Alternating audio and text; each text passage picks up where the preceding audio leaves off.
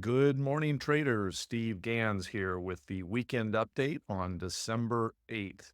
The SPX continues to grind higher. We can notice, I'm going to just start my pen up here and make a few notes. So one of the things that we're continuing to see is this uptrend channel is continuing to stay intact. So we're right at the top of the channel here right now.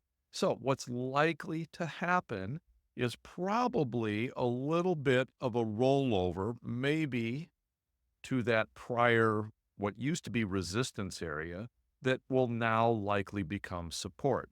Now, it's not out of the question that we would break through that and maybe even come lower down into here, but I really wouldn't expect much more than that. That would be normal market action, what we call backing and filling in our underlying of the SPX or the S&P 500.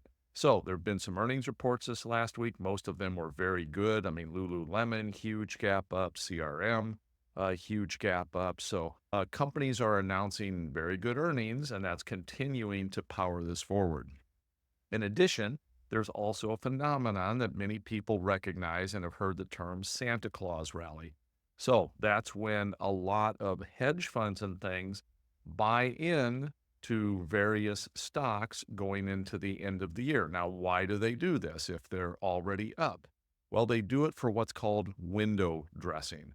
So what that means is that if you have a money manager and at the end of the year, you look at a report that doesn't have NVIDIA on it anywhere when you look at your statement, you're going to ask your manager, well, why don't I own any NVIDIA? Why don't I own any CRM? Why don't I own any Lululemon? Or, name your stock of choice that has run up.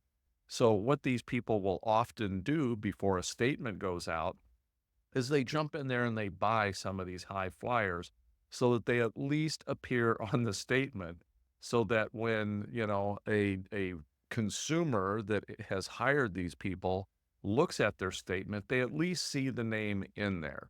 So it didn't help them at all, and they may in fact be buying at a top, but at least it shows up on the statement.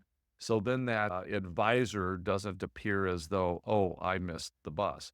So that's a lot of times why you get these run-ups going into the end of the year is that a lot of these money managers are doing what's called window dressing, and they're buying the biggest runners of the year. So they do, in fact, appear on a statement when your average Joe goes to look at their statement. It keeps questions from coming up, for lack of a better term. So again, SPX looks like its channel is intact. It's continuing to power higher. Again, a normal, wave of this thing pulling back a little, possibly, to somewhere in this area. Perfectly normal, not going to worry about it.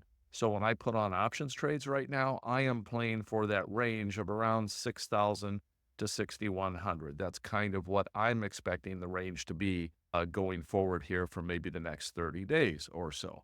So now that I've done that, let's take a look here at RUT.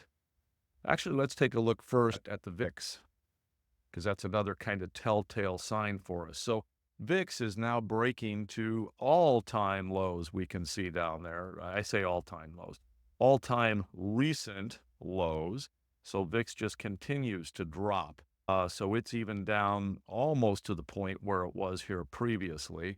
And again, when the VIX is low, that means there's no real fear in the market. There's nobody out there that's buying a bunch of insurance thinking that their portfolio is going to be dropping anytime soon. So that's another kind of telltale sign, if you will, that maybe our markets are holding up here okay. Maybe they're not going to be dropping down here anytime soon. And again, we never know about these things. That can certainly change on a moment's notice. But let's look at RUT here now. So RUT is holding up well also. It's showing a little more of a pullback in its channel right here. And RUT, you see I've got this dash line set up across here. So I've got that dash line set up a little bit before this bottom and a little above this breakout. If RUT does pull back down to that dashed line, I'm going to look personally at probably getting Some form of a long position there. I could potentially buy a call spread. I could sell a put spread, but more often than not, my go-to trade is the butterfly. I will probably look to put on a broken wing butterfly if rut pulls back into that area, which is why I've got an alert set up for that. If we get a pullback, that means there's probably going to be a little bit of volatility. There's going to be a little bit of a spike in volatility. If there is a little bit of a spike in volatility, that means that I can get into a rut butterfly cheaper than I might normally be able to get into it.